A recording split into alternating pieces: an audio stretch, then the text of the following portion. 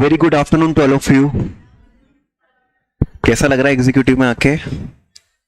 अभी तक कितने 1-2 दिन ही हुए होंगे आपको आए हुए, है ना? I am C A Sagar Vijayvargiya. I am going to teach you tax. जो टैक्स वाला पार्ट है वो मैं आपको पढ़ाऊंगा।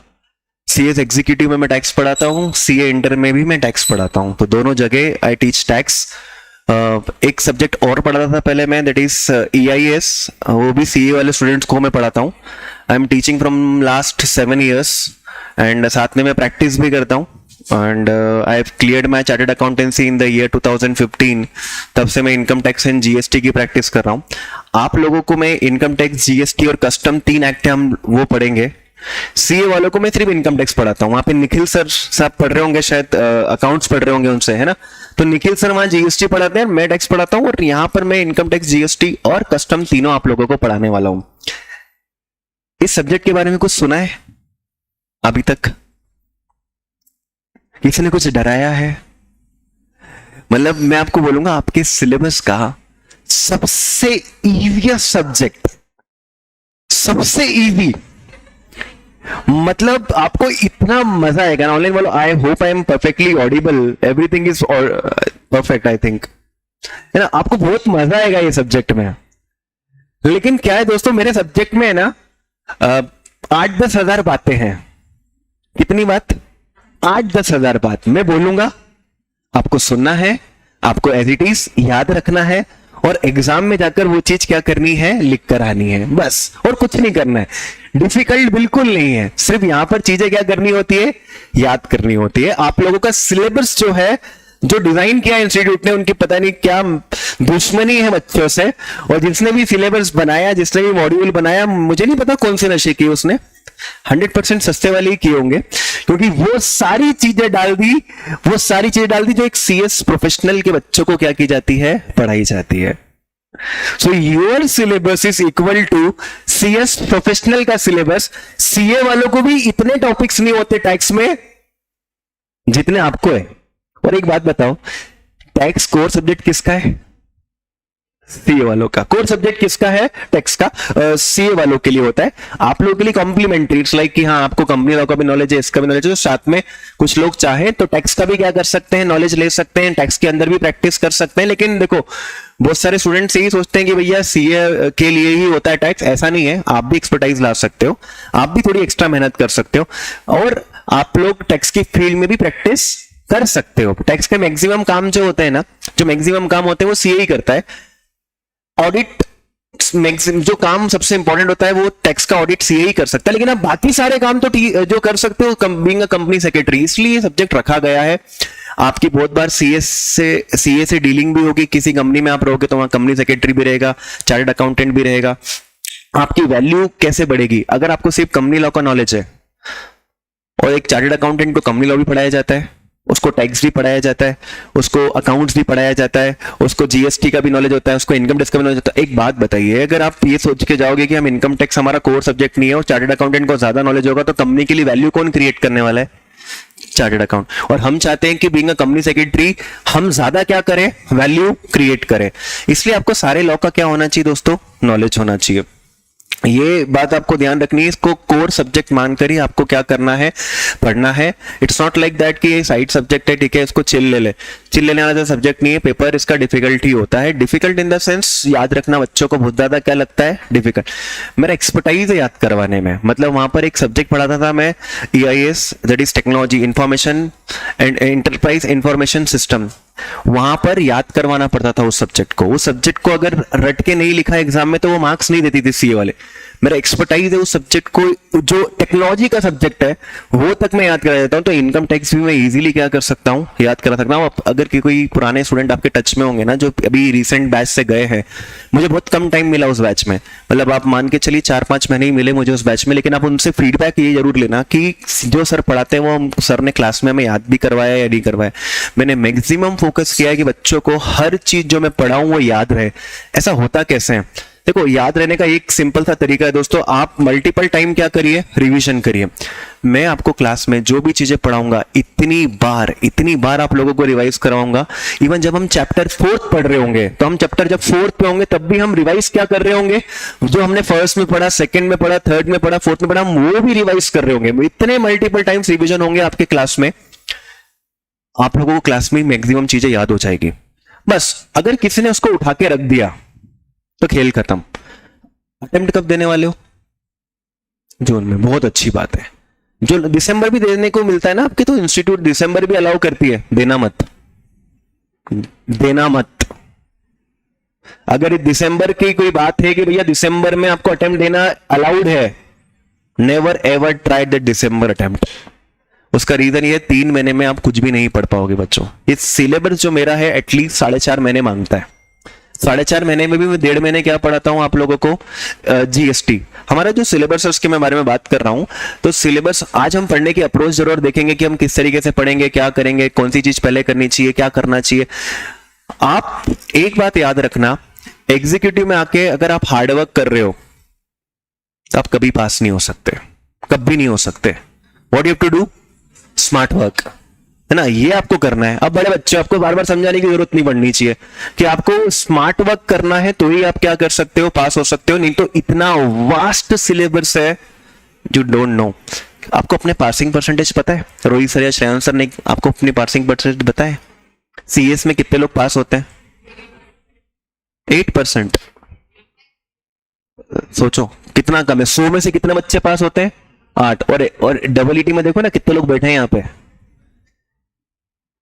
अब आप बताइए, हम लोगों को क्या करना है? डबल ईटी का परसेंटेज तो आपको पता ही होगा, 50-60% सबको ही। और क्या है एग्जाम में डिफिकल्ट लगी आपको? Normal exam. अब आपका कंपटीशन जो है दोस्तों, बहुत हाई लेवल एग्जाम में आप आ गए हो और आपको बहुत मेहनत करनी पड़ेगी। स्टार्टिंग से ही आपको क्या करनी पड़ेगी, मेहनत करनी पड़ेगी। ये बात आप सोच के चलना।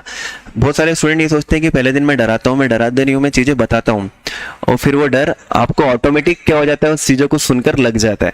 लेकिन ये मेरा फर्ज है आप लोगों को समझा दूं कि थोड़ा रिलैक्स वाले मोड से यहाँ पे क्या करना पड़ेगा, बाहर निकलना पड़ेगा। जून में अगर आपको दोनों ग्रुप क्लियर करने हैं तो स्टार्टिंग से क्या करनी है, मेहनत। 50 नंबर का हम लोगों को डायरेक्ट टैक्स होता है और 50 नंबर का हमको क्या होता है, इनडायरेक्ट टैक्स होता है। तो देखा जाए, हमारे सिलेबस की बात हम करते हैं पहले। सो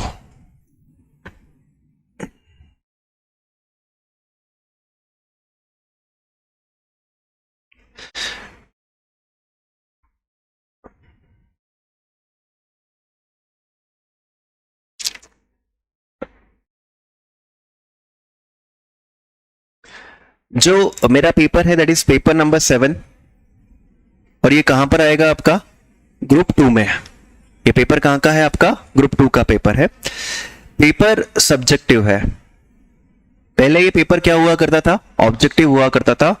बहुत अच्छी किस्मत है कि आपका ये क्या हो चुका है, सब्जेक्टिव हो चुका है। मैं इस पेपर को ऑब्जेक्टिव मान ही नहीं सकता था, क्योंकि ऑब्जेक्ट में बताओ 8-9 हजार बातें याद रखना और कोई एक बात के ऊपर एक ऑब्जेक्टिव बन जाना, सोचो कितना मुश्किल होता होगा उन लोगों के लिए। अब सब्जेक्टिव एग्जाम है। सब्जेक्टिव एग्जाम में क्या होता है कि कॉम्प्रिहेंसिव क्वेश्चन आता है। अगर आपको कोई पॉइंट नहीं भी आ रहा है तो आप बाकी पॉइंट्स अटेम्प्ट कर सकते हो। बाकी भाई अटेम्प्ट करने से फायदा ये होगा कि यार स्टेप मार्किंग मिलती है। इस पेपर में क्या मिलती है आपको, स्टेप मार्किंग मिल जाती है। पेपर 100 मार्क्स का है। 100 मार्क्स का बाइफरकेशन उन्होंने ऐसा किया है, डायरेक्ट टैक्स जो है वो 50 मार्क्स का है, और जो इनडायरेक्ट टैक्स है, इनडायरेक्ट टैक्स लॉ, ये सब क्या होते हैं, डायरेक्ट टैक्स लॉस क्या होते हैं, इनडायरेक्ट टैक्स लॉस क्या होते हैं, will see, don't worry. 50 number का ये है। पहले जो सिस्टम था वो अलग हुआ करता था। 60 नंबर का क्या होता था, डायरेक्ट टैक्स होता था, और 40 नंबर का क्या होता था, इनडायरेक्ट टैक्स होता था। अब उनने बराबर बराबर कर दिया है। डायरेक्ट टैक्स में हमें एक ही टैक्स पढ़ना रहेगा दोस्तों, उस टैक्स का नाम रहेगा income tax act, income tax. और लाइक आईडीटीएल में हमें 2 चीजें पढ़नी है। आईडीटीएल में हमें 2 टैक्सेस पढ़ने हैं। एक तो हमें क्या पढ़ना है, और एक हमें पढ़ना है कस्टम्स। ठीक है। नाउ अब आप पूछोगे सर ये 50 नंबर में से जीएसटी, ये सब मैं क्यों बता रहा हूं, क्योंकि आज हम अप्रोच डिसाइड करने वाले हैं। आपका माइंड एकदम प्रोग्राम्ड होना चाहिए कि हमें किस डायरेक्शन में क्या करना है, आगे बढ़ना है, और कैसे आगे बढ़ना है, कैसे हम बहुत अच्छा क्या कर सकते हैं, स्कोर कर सकते हैं। कम मेहनत कर कर बहुत अच्छा स्कोर किया जा सकता है। और जो इंसान ज्यादा मेहनत करता है, हो सकता है कि वो गलत डायरेक्शन में मेहनत कर रहा हो, फिर भी वो क्या ना कर पाए, score. That is the problem. तो बेटा अगर हम बात करते हैं जीएसटी की, ये कितने नंबर का आएगा? कायदे से तो 10 नंबर का, कायदे से तो 10 नंबर का कस्टम आना चाहिए, है ना, और 40 नंबर का क्या आना चाहिए, जीएसटी। ऐसा मैं नहीं कह रहा हूं, ऐसा इंस्टीट्यूट पहले करती थी, लेकिन अब इंस्टीट्यूट अनप्रिडिक्टेबल है। कभी वो 8 नंबर का क्या कर लेती है, कस्टम पूछ लेती है, और 42 मार्क्स का क्या पूछ लेती है, जीएसटी पूछ लेती है। कभी 38-12 कर देते हैं, कभी 40-10 कर देते हैं, कभी। तो मैं एक सेफर साइड के लिए चलो ऑन एन एवरेज लेके 45 मार्क्स का क्या आता है, जीएसटी आता है, और 5 नंबर का क्या आता है, कस्टम्स आता है, और 50 नंबर का आपका पूरा क्या रहेगा, इनकम टैक्स होने वाला है। अब जब आपका मॉड्यूल आप देखोगे ना, तो मॉड्यूल में टोटल 1000 पेज है ओनली। कितने पेज है, 1000 पेज का आपका क्या है मॉड्यूल। ये आपके सामने मैं रखता हूं, ये आपका मॉड्यूल है दोस्तों। और आप यहां देखोगे तो नंबर ऑफ पेजेस आप लास्ट में यहां देखोगे तो कितने दिख रहे हैं, 986 पेजेस है टोटल। मतलब कितनी सारी बातें आप लोगों को यहां पर दी गई है। लेकिन दोस्तों 986 पेज में, 986 पेजेस के अंदर अगर आप देखो तो 700 पेज किसके हैं, डायरेक्ट टैक्स के। और अगर हम बात करते हैं जीएसटी के, तो जीएसटी के कितने पेज है, 200 page.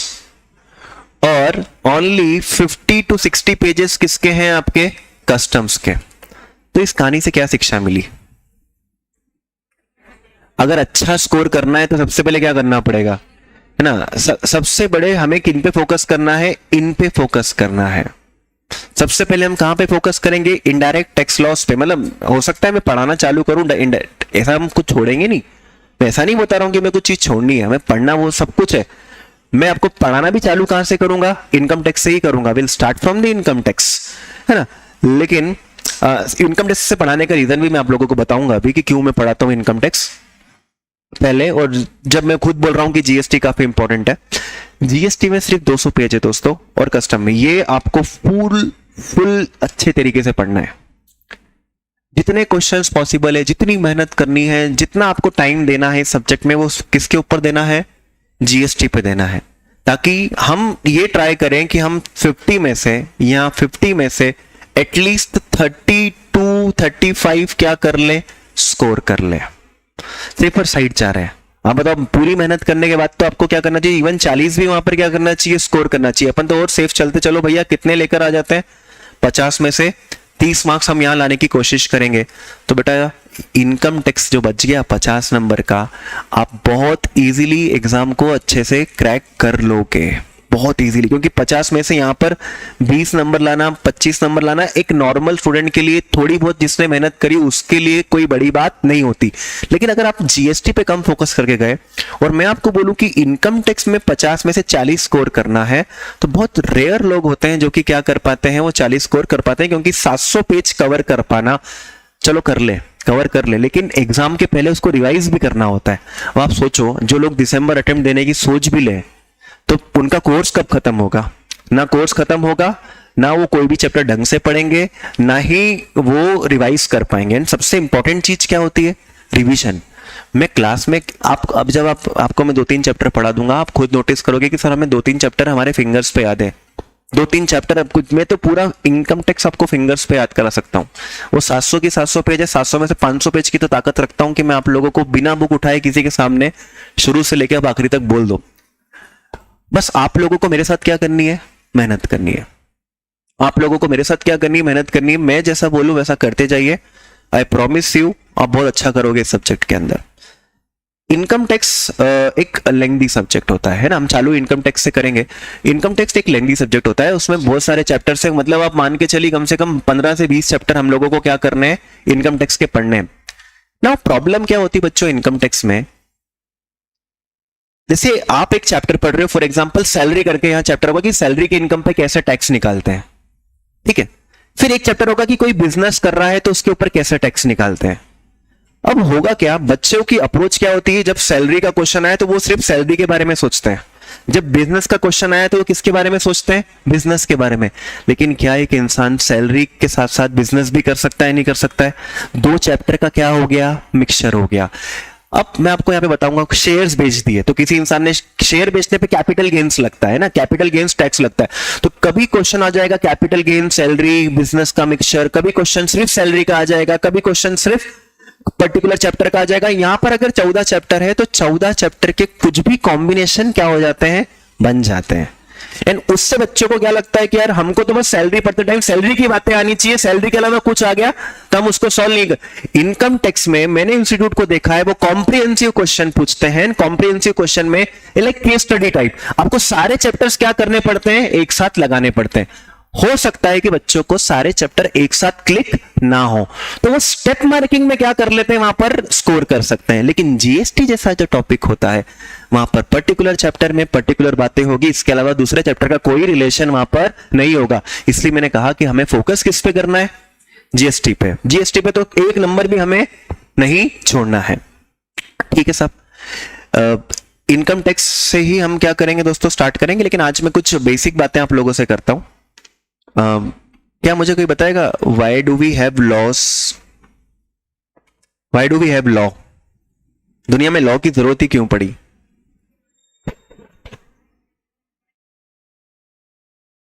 To govern the society in a desired manner. अच्छा, लॉ नहीं होता तो क्या होता, एवरीवन, लॉ नहीं होता तो क्या होता, सब लोग अपने अपने हिसाब से क्या करते, बिहेव करते। ठीक है, सब लोग अपने अपने हिसाब से बिहेव करते। ठीक, देश को चलाने के लिए, सोसाइटी को एक तरीके से बिहेव करने के लिए सरकार ने क्या बना दिए, लॉ। एंड देश में दो टाइप के लॉ होते हैं, एनीवन, सिविल लॉ, है ना। मैं अपने सब्जेक्ट पे आ रहा हूं धीरे धीरे, लेकिन मैं कुछ बेसिक बातें आप लोगों से करना चाहता हूं। पहले सिविल लॉ और क्रिमिनल लॉ। आपको पता है मेरा इनकम टैक्स कहां आता है या मेरा जीएसटी कहां आता है? हाँ, ये कहां आता है, सिविल लॉ के अंदर आता है। देखो, सोसाइटी को गवर्न करने के लिए, बिजनेस को गवर्न करने के लिए जो लॉ बनाए जाते हैं ना, वो कहां आते हैं, सिविल लॉस में आते हैं। एंड जो क्राइम करता है उसको पनिश करने के जो लॉ होते हैं ना, वो कहां चले जाते हैं, क्रिमिनल लॉस में चले जाते हैं। सिविल लॉ के अंदर जैसे एक होता है M law, mercantile law. Mercantile law सुना होगा आपने। मर्केंटाइल लॉ वो लॉ होता है जो बिजनेस को क्या करता है, गवर्न करता है। लाइक आपका कंपनीज एक्ट हो गया, आपका पार्टनरशिप एक्ट हो गया, आपका इंडियन कॉन्ट्रैक्ट एक्ट हो गया, ग्रेच्युटी एक्ट हो गया, बोनस एक्ट हो गया। तो आप जो भी एक्ट पढ़ते हो दोस्तों, वो सब चीजें कहां पर आती है, सिविल लॉ की कौन सी ब्रांच में आती है, मर्केंटाइल लॉ वाली ब्रांच में आती है। और सिविल लॉ की एक और एक ब्रांच होती है, उसको कहते हैं रेवेन्यू लॉस। क्या कहते हैं, रेवेन्यू लॉस। तो कोई आपसे पूछे कि आपका टैक्स लॉस कौन सी ब्रांच में आता है, तो आपको ये कहना पड़ेगा कि दो टाइप की ब्रांचेस होती है, एक तो होता है सिविल लॉ और एक होता है क्रिमिनल लॉ। सिविल लॉ में भी मल्टीपल ब्रांचेस होती है। सिविल लॉ की कौन सी ब्रांच, सिविल लॉ की कौन सी branch, revenue laws. Revenue laws के अंदर हमारे देश में दो टाइप के क्या आते हैं, टैक्स लॉस आते हैं। एक तो आता है डायरेक्ट टैक्स लॉस और एक क्या आता है आपका, indirect tax loss. Direct tax loss और क्या आ जाता है आपका, इनडायरेक्ट टैक्स लॉस। ठीक है, अच्छा, ये रेवेन्यू लॉ सरकार ने क्यों बनाए, why government has is revenue law? क्या हमारे देश के पास कोई और तरीका है पैसे कमाने का? लाइक दुबई वगैरह के पास तो, सऊदी के पास तो क्या है, तेल है। स्विट्जरलैंड के पास तो क्या है, टूरिज्म है। ऐसे बहुत सारी सरकार, बहुत सारे देश होते हैं जिनके पास पैसे कमाने के दूसरे तरीके होते हैं। बट हमारे देश के पास ऐसा कुछ भी नहीं है एक्सेप्ट आबादी। सबसे ज्यादा हमारे पास क्या है, आबादी। और उनको क्या करना पड़ता है, पालना पड़ता है। और उनको पालने के लिए क्या चाहिए, पैसे। वो पैसे कहां से आते हैं, टैक्स लॉस के थ्रू आते हैं। तो एक होता है डायरेक्ट टैक्स लॉस और एक क्या होता है, इनडायरेक्ट टैक्स लॉस। अच्छा, कोई आपसे ये पूछ ले कि what is direct tax law, तो क्या कहोगे, anyone idea? Direct tax loss किसको कहते हैं? जो किसी पर्सन के ऊपर लगता है, जो किसी पर्सन की इनकम पे लगता है। अच्छा, देखो, जब भी आप किसी को एक्सप्लेन करो ना कि डायरेक्ट टैक्स लॉ क्या होता है, तो दो वर्ड बोलना। एक होता है लाइबिलिटी, एक होता है लाइबिलिटी और एक होता है बर्डन। देखो, दो वर्ड याद रखना अगर आपको डायरेक्ट टैक्स लॉ को एक्सप्लेन करना है या इनडायरेक्ट टैक्स लॉ को एक्सप्लेन करना है। एक होता है लाइबिलिटी और एक क्या होता है, बर्डन। सुनना, मेरी इनकम हो रही है, मेरी इनकम है, मैं इनकम कमा रहा हूं, मुझे सरकार को क्या देना है, टैक्स देना है। सरकार को टैक्स देने की लाइबिलिटी किसकी है, मेरी। क्या मैं आपके से फीस के साथ में जैसे जीएसटी कलेक्ट करता हूं, क्या इनकम टैक्स कलेक्ट कर सकता हूं क्या? मान लो कि मुझे 1 लाख रुपए का इनकम टैक्स देना है, तो क्या मैं आपकी फीस बढ़ा सकता हूं 1 लाख से? नहीं, मतलब मैं उसका बर्डन शिफ्ट नहीं कर सकता। जब लाइबिलिटी सेम पर्सन पर होती है और बर्डन भी क्या होता है, सेम पर्सन पर, जब liability and burden are on same person, तो वो टैक्स लॉ कौन सा टैक्स लॉ कहलाता है? Direct tax laws. The tax laws is called as direct tax laws, ना? ठीक है, कहां पर है हम, देखो ध्यान से सुनना। लॉ कितने टाइप के होते हैं? 2 टाइप के। एक तो होता है सिविल लॉ और एक होता है क्रिमिनल लॉ। सोसाइटी को गवर्न करने के लिए, बिजनेस को गवर्न करने के लिए, देश में टैक्स कलेक्ट करने के लिए we have some laws, that laws are called as civil law.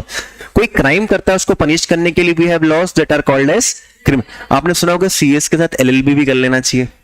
उसका रीजन क्या होता है कि आप तो सिविल लॉ में क्या हो जाओगे, एक्सपर्ट हो जाओगे, क्योंकि आपको बहुत सारे सिविल लॉस पढ़ाए जाएंगे, लेकिन साथ में आपको वहां पर क्रिमिनल लॉस का भी क्या हो जाएगा, नॉलेज हो जाएगा। तो वो एक अच्छा क्या बन जाता है, कॉम्बिनेशन बन जाता है कुछ लोगों को कि हाँ लॉ की फील्ड में हमको सारे लॉ का नॉलेज है।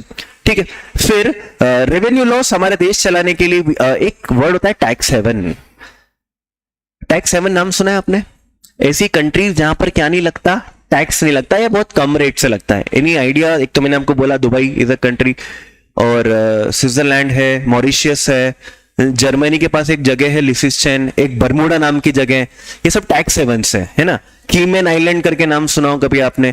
तो ये सब टैक्स हेवंस है, मतलब यहाँ पर टैक्स नहीं लगता। लेकिन हमारे देश में टैक्स लगाना पड़ता है, क्योंकि देश को चलाएंगे कैसे, इसलिए सरकार ने 2 टाइप के टैक्स लॉस बना रखे हैं।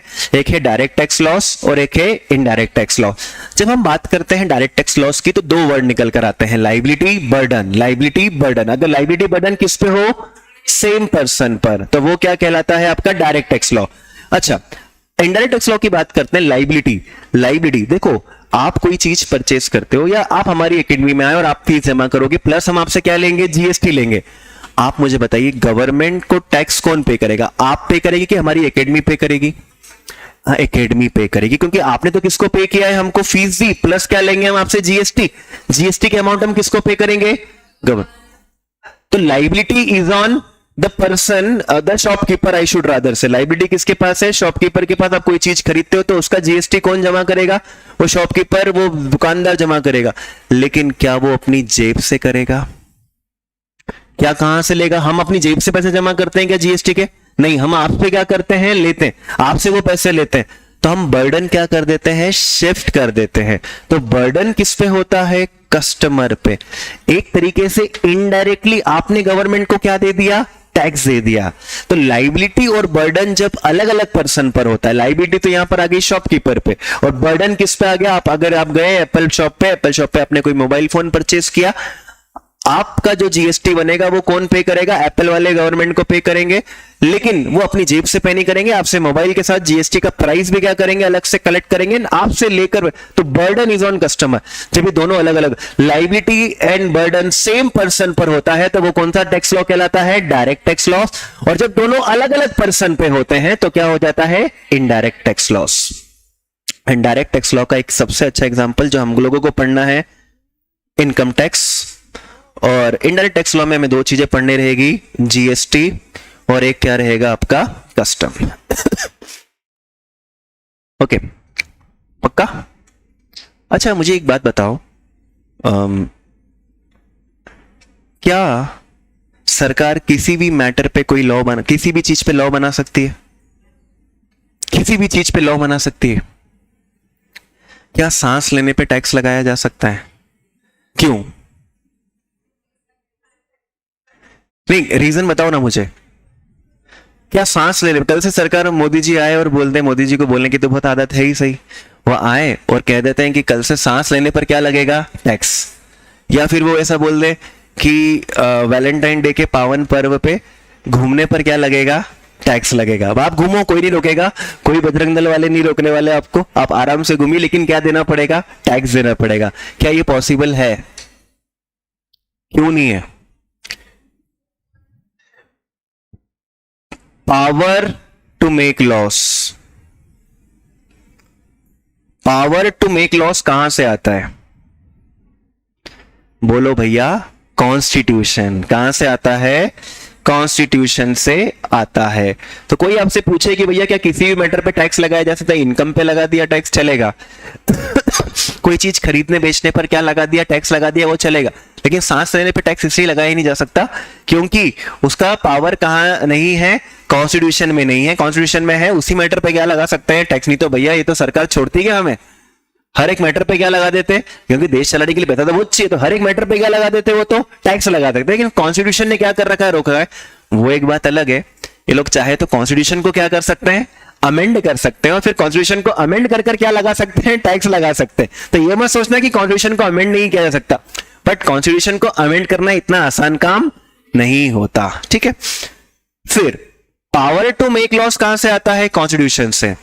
सेकंड क्वेश्चन मेरा ये, who makes the law, law कौन बनाता है, who makes the law, who makes the law, law कौन बनाता है, पार्लियामेंट। एक्सीलेंट, लॉ कौन बनाता है, पार्लियामेंट। नहीं तो बहुत सारे स्टूडेंट्स ये कहते हैं कि लॉ बनाती है सेंट्रल गवर्नमेंट, ऐसा नहीं, लॉ कौन बनाता है, पार्लियामेंट बनाता है। किसी ने पढ़ाया आपको ये डबल में? अच्छा, रोहित सर ने आपको कुछ ना कहीं बताया होगा इसके बारे में। तो बेटा कोई भी लॉ नहीं बनाया जा सकता, वही लॉ बनाया जा सकते हैं जो चीज कहां पर दे रखी है, कॉन्स्टिट्यूशन में दे रखी है। अगर कॉन्स्टिट्यूशन में दे रखा है तो वो लॉ कौन बनाएगा, पार्लियामेंट। अच्छा, लॉ बनाते कैसे, बिल पास करके, है ना। लॉ बना कैसे सकते हैं, बिल पास करके। तो बिल पास करते टाइम क्या होता है आपको पता है, लोकसभा होती है, राज्यसभा होती है। तो बिल पहले कहां जाता है, लोकसभा में, या पहले राज्यसभा में, कहीं भी जा सकता है ना, जहां पर ज्यादा लड़ाई झगड़ा ना हो और फटाफट क्या कर लिया जाए, पास करा लिया जाए। तो लोकसभा में पास करवा लो, फिर कहां पास करा लो, राज्यसभा में, या पहले राज्यसभा में पास करा लो, फिर कहां पास करा लो, लोकसभा में। उसके बाद प्रेसिडेंट की क्या ले ली जाएगी, अप्रूवल। तो वो जो बिल बनता है वो क्या हो जाता है, एक्ट बन जाता है। वो जो बिल बनता है वो क्या हो जाता है, जो बिल होता है वो एक्ट बन जाता है। After getting approval of president the bill becomes the act. तो बेटा इनकम टैक्स के साथ भी ऐसा ही हुआ होगा। इनकम टैक्स का पहले क्या आया होगा, बिल आया होगा, फिर इनकम टैक्स का बिल लोकसभा में क्या हुआ होगा, पास हुआ होगा, फिर राज्यसभा में क्या हुआ होगा, पास हुआ होगा, फिर प्रेसिडेंट की क्या मिली होगी, अप्रूवल मिली होगी। तो इनकम टैक्स का जो बिल है वो क्या बन गया होगा, इनकम टैक्स एक्ट बन गया होगा। सेम चीज जीएसटी में ही हुई होगी। अभी जीएसटी तो रिसेंटली 2017 की बात है, तो जीएसटी का बिल लोकसभा में आया होगा, राज्यसभा में आया होगा। जिस साल ये पास होता है उसके आगे उसका नाम में वो ईयर लग जाता है। तो इनकम टैक्स एक्ट 1961 है, तो मतलब ये पास कब हुआ था, 1961 में। और जीएसटी कब पास हुआ था, 2017 में। तो प्रेसिडेंट की अप्रूवल कब मिली थी, 2017 में। तो फिर 2017 उसका नाम वहां पर पड़ जाता है। सो मेरा ये क्वेश्चन था कि कितने टाइप के लॉ होते हैं, तो आप लोगों ने बोला 2 टाइप के लॉ होते हैं, है ना। एक तो होता है सिविल लॉ, एक होता है क्रिमिनल लॉ। सिविल लॉ के अंदर मल्टीपल ब्रांचेस होती है। एक ब्रांच होती है रेवेन्यू लॉ। रेवेन्यू लॉ में 2 टाइप के टैक्सेस होते हैं। कौन से, direct tax laws, indirect tax loss. Direct tax loss क्या होते हैं, जहां पे 2 वर्ड होते हैं, लाइबिलिटी बर्डन। लाइबिलिटी बर्डन किस पे हो, सेम पर्सन पर, तो वो कौन सा लॉ कहलाता है, डायरेक्ट टैक्स लॉस, है ना। अगर डिफरेंट पर्सन पे हो तो इनडायरेक्ट टैक्स लॉ। फिर नेक्स्ट क्वेश्चन ये आया था कि क्या किसी भी मैटर पे टैक्स लगाया जा सकता है, तो आप बोलोगे नहीं, उन्हीं मैटर पे टैक्स लगाया जा सकता है जो मैटर कहां लिखे हैं, कॉन्स्टिट्यूशन में लिखे। जब हम पढ़ेंगे ना, तो इनकम टैक्स पढ़ाना चालू करूंगा तो मैं आपको ये बताऊंगा कि कॉन्स्टिट्यूशन में कहां लिखा है कि इनकम टैक्स लगाया जा सकता है। जब हम जीएसटी पढ़ेंगे तो वहां हम पढ़ेंगे सर ये क्या चीजें मॉड्यूल में होती है। जी हाँ, ये सारी चीजें क्या है बच्चे, मॉड्यूल में दे रखी है कि भैया कॉन्स्टिट्यूशन में कहां लिखा हुआ है। हमारे एक्ट का हमें पता होना चाहिए कि कौन सी चीज कहां। आपको जो भी कोई भी एक्ट पढ़ाया जाएगा, आपको सर पहले ये बताएंगे इसे ही कि कॉन्स्टिट्यूशन में वो चीज कहां पर लिखी हुई है। ठीक है, तो who makes the law, parliament. How, मैंने आपको बोल दिया, बिल पास करके। फिर who govern the law, law को गवर्न कौन करता है, लॉ को गवर्न कौन करता है, हाँ, ruling government, that is what, central government. मतलब अगर देश में कोई लॉ का पालन नहीं हो रहा होगा तो ऑपोजिशन है वो किस पे उंगलियां उठाएगी, सेंटर पे। क्योंकि सारे जो लॉ बने हैं उसका ढंग से पालन हो रहा है नहीं हो रहा है, उसके लिए कौन रिस्पॉन्सिबल है, सेंट्रल गवर्नमेंट। तो 3 डिफरेंट क्वेश्चन है। लॉ बनाने का पावर कहां से आता है, कॉन्स्टिट्यूशन से। लॉ बनाता कौन है, लॉ चलाता कौन है, सेंट्रल। एंड सेंट्रल गवर्नमेंट का हेड कौन होता है,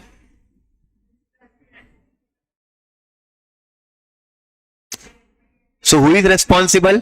हमारे देश में सारे कानूनों का ढंग से पालन हो, उसके लिए कौन रेस्पॉन्सिबल है? मोदी जी रेस्पॉन्सिबल है। अब आप मुझे एक बात बताइए, क्या हर चीज के लिए मोदी जी को रेस्पॉन्सिबल ठहराए? हाँ ठीक है, ultimately he is responsible, he is the prime minister, he has to take care कि जो भी लॉ बने हैं उन लॉ का ढंग से पालन हो रहा है नहीं हो रहा है। लेकिन क्या मोदी जी के पास इतना टाइम है कि वो लाइक बाहर घूम के भी आ जाए और फिर उसके बाद इंडिया के अंदर इनकम टैक्स का भी ध्यान रख ले, जीएसटी का भी ध्यान रख ले, कस्टम का भी ध्यान रख ले? ऐसा पॉसिबल है क्या उनके लिए? नहीं। तो उनने क्या कर रखा है? अपनी हेल्प के लिए एक पर्सन अपॉइंट कर रखा है। वो कौन है? मिनिस्टर्स, है ना, मिनिस्टर्स अपॉइंट कर रखे। एंड ऐसा कौन सा मिनिस्टर है जो कि टैक्स लॉ का ध्यान देगा? हम जो चीज पढ़ने जा रहे हैं ना उसके बारे में हमें पता होना चाहिए कि उसकी एडमिन करने वाली बॉडी कौन सी है? Finance minister. हाँ, who is finance minister right now? तो सीता जी जो है हमारी क्या है? प्राइम मिनिस्टर है। तो she is responsible for the proper governing of income tax, proper collection of income tax, GST, customs in India. लेकिन अगेन कितना मुश्किल होगा उसके लिए कि एक इंसान के लिए कि पूरे सारे टैक्स लॉस का क्या करना, ध्यान रखना। मुश्किल है कि नहीं? पक्का।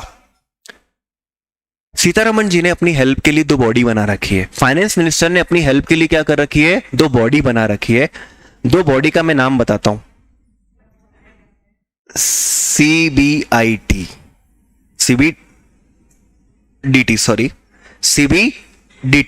Central board of direct tax या central board of income tax. Ultimately ये हुआ क्या है कि अब डायरेक्ट टैक्स बचा ही क्या है इंडिया में? इनकम टैक्स ही बचा है।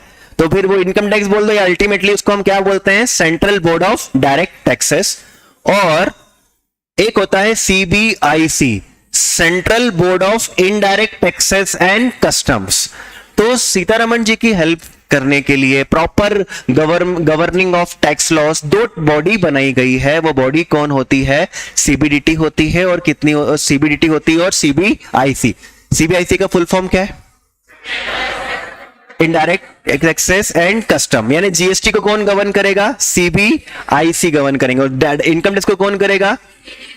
तो बहुत बार ऐसा होगा कि सीबीडी की तरफ से क्या आया है? कोई नोटिफिकेशन आया है, तो मतलब हमको पसंद होना चाहिए नोटिफिकेशन की तरफ। वो कौन है जो नोटिफिकेशन दे सकते हैं इनकम टैक्स के रेस्पेक्ट में? तो वो है कौन?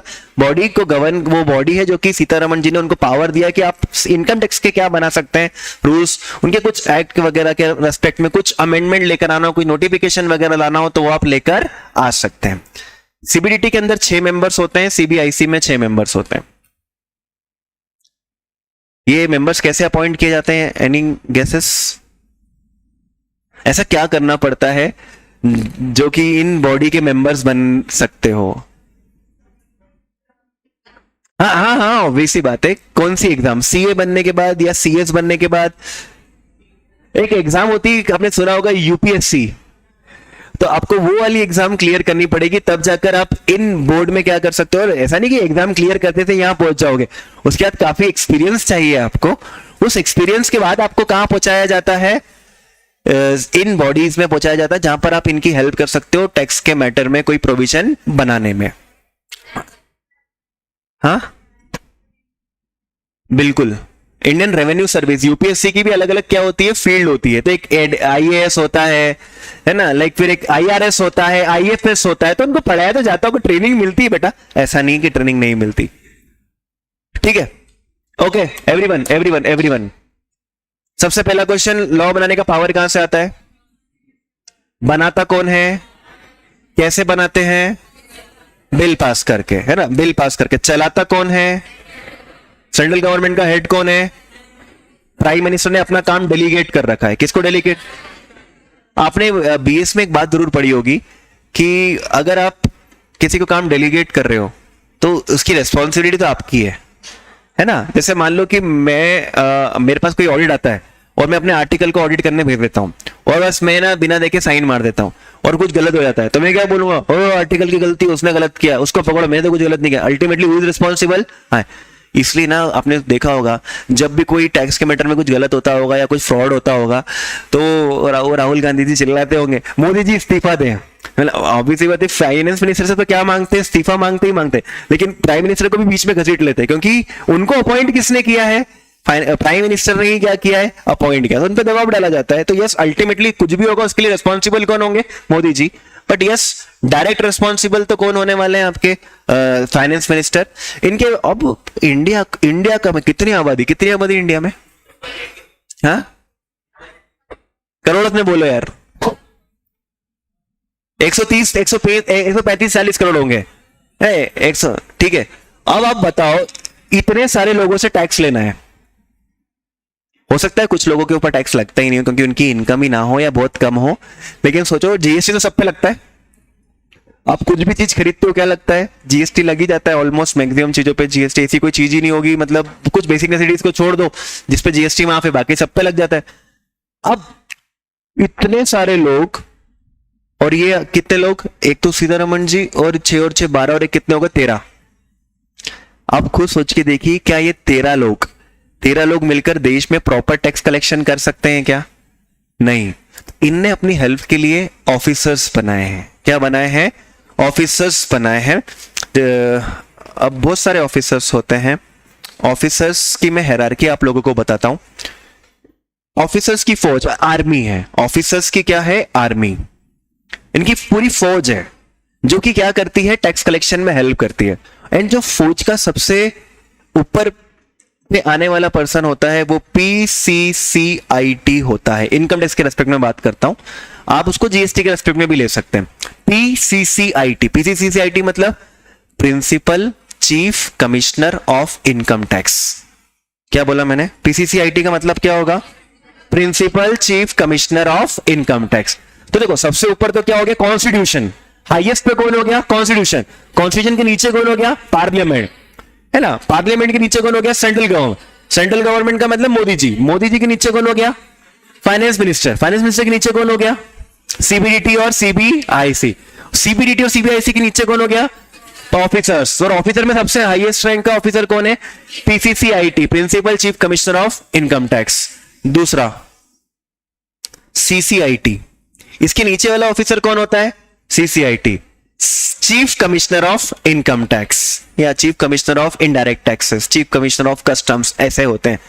सर ये हमको क्यों बताया जाता है, हम पढ़ेंगे, देखो कल से इनकम टैक्स एक्ट पढ़ना चालू करेंगे, लेकिन उस डिपार्टमेंट के बारे में तो पता हो कि वहां पर जिनसे हमको डील करना है। मैं आपको बोलूंगा कि ऑफिसर का नोटिस आएगा, तो कौन से ऑफिसर का नोटिस आएगा, क्या सीबीडीटी का नोटिस आएगा, कि फाइनेंस मिनिस्टर का नोटिस आएगा, कि प्रिंसिपल चीफ कमिश्नर का नोटिस आएगा, या चीफ कमिश्नर का नोटिस आएगा। तो आपको वो चीज क्या होनी चाहिए पता होनी चाहिए। पुलिस में भी होता है ना, सब इंस्पेक्टर, इंस्पेक्टर, हवलदार, है ना, फिर टीआई, है ना, एसीपी, डीसीपी, तो वो उनकी भी हायरार्की होती है। वैसे हमको अपनी टैक्स की भी क्या पता होनी चाहिए, हायरार्की पता होनी चाहिए।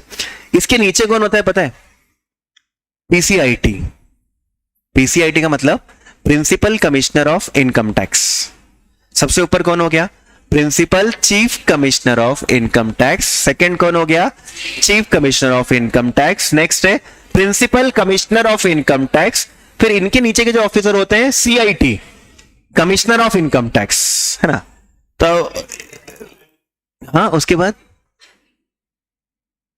बाद सीआईटी के नीचे कौन होता है बेटा, JCIT, JCIT joint commissioner of income tax, joint commissioner of income tax. फिर इनके नीचे कौन होता है, ACIT, that is assistant commissioner of income tax.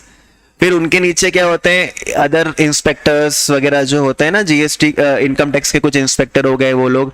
तो कोई आपको बोले कि भैया मैं इनकम टैक्स का इंस्पेक्टर हूं, तो इट डज नॉट मीन कि वो हायरार्की में सबसे ऊपर आता है या उससे इतना डरने की हमको जरूरत है, क्योंकि जो जितने हायरार्की में लोअर साइड पे होता है उसके पावर्स उतने ज्यादा क्या होते हैं, कम होते हैं। सो सबसे नीचे कौन आ गए, इंस्पेक्टर्स। फिर उनके ऊपर कौन आ गए, एसी।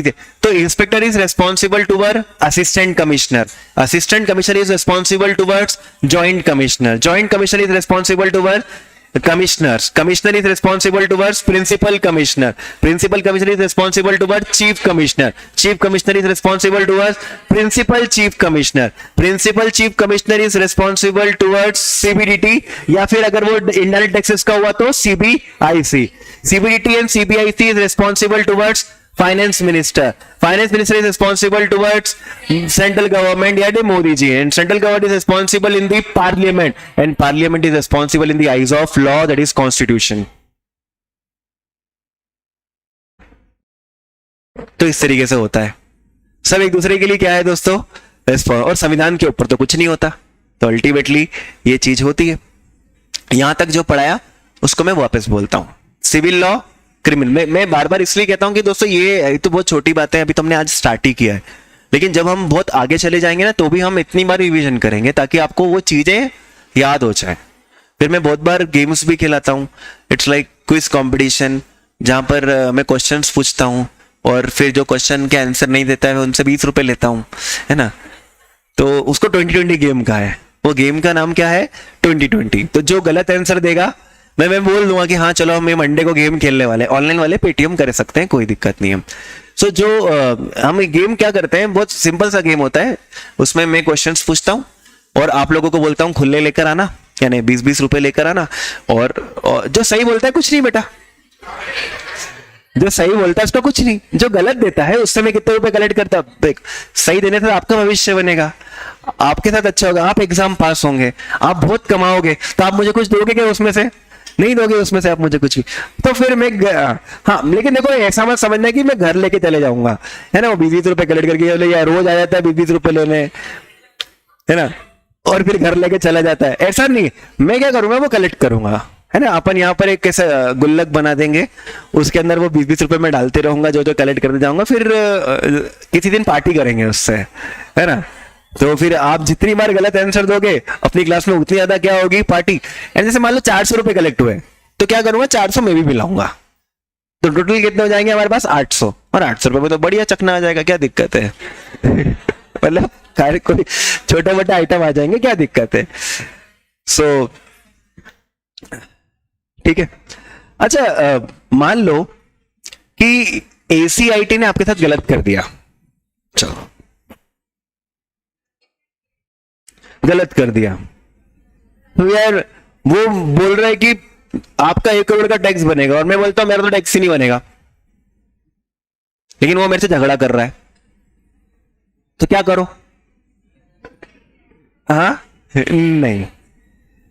होता ये है, अगर आपको कुछ प्रॉब्लम है कि आपके साथ किसी ऑफिसर ने गलत किया है, सो आप जा सकते हो एक ऑफिसर के पास जिसका नाम है CIT अपील्स. किसके पास जा सकते हो, CIT अपील्स. किसका उसका नाम ही है CIT appeals, commissioner of income tax. Online वालों को भी बुलाएंगे बेटा पार्टी में. अब ऑनलाइन वालों को थोड़ी फीस भी तो कम है ना यार, क्या करें. अब आप भी आ जाओ, आपको मना थोड़ी है. CIT अपील्स कौन होता है, आप किसके अगेंस्ट कंप्लेन कर सकते हैं, CIT अपील्स के अगेंस्ट कंप्लेन कर सकते हैं. आपसे ज्यादा टैक्स ले लिया गया, ऐसा नहीं कि तो हाई कोर्ट पहुंच जाओ ना, सुप्रीम कोर्ट में चले जाओ, ऐसा नहीं. उन्होंने बोले पहले किसका मैटर है, घर का मैटर है, तो हमारे घर में ही क्या करें, सॉल्व. सर आप बोलो JCIT के पास क्यों नहीं, बेटा JCIT के लिए वो बेचारा दूसरे काम में बिजी है. कोई ऐसे अपील के केसेस में वो हैंडल नहीं करता. अपील के केस कौन हैंडल करता है, CIT अपील्स हैंडल करता है. चलो, CIT अपील्स ने बोला नहीं, वो ACIT या JCIT ने जो करा वो सही करा. आप बोलोगे यार ये सब मिलकर मेरी बैंड बजा रहे हैं, अब मैं इनको फोड़ूंगा, JCIT को भी नहीं छोड़ने वाला हूं, CIT को भी नहीं छोड़ने वाला हूं, मेरे को कहीं और जाना है. कहां जा सकते हैं मालूम है, ITAT के पास. ITAT मतलब क्या होता है, इनकम टैक्स अपीलेट ट्रिब्यूनल. तो आपको कोई दिक्कत हो, कोई समस्या हो, उसका आप निवारण चाहते हो, तो निवारण चाहने के लिए कहां जा सकते हो, पहले CIT के पास जा सकते हो. CIT ने आपका निवारण कर दिया तो बहुत ही अच्छी बात है. आप अगर निवारण से खुश नहीं है तो कहां जा सकते हो, ITAT के पास. अब जब आप ITAT के पास गए तो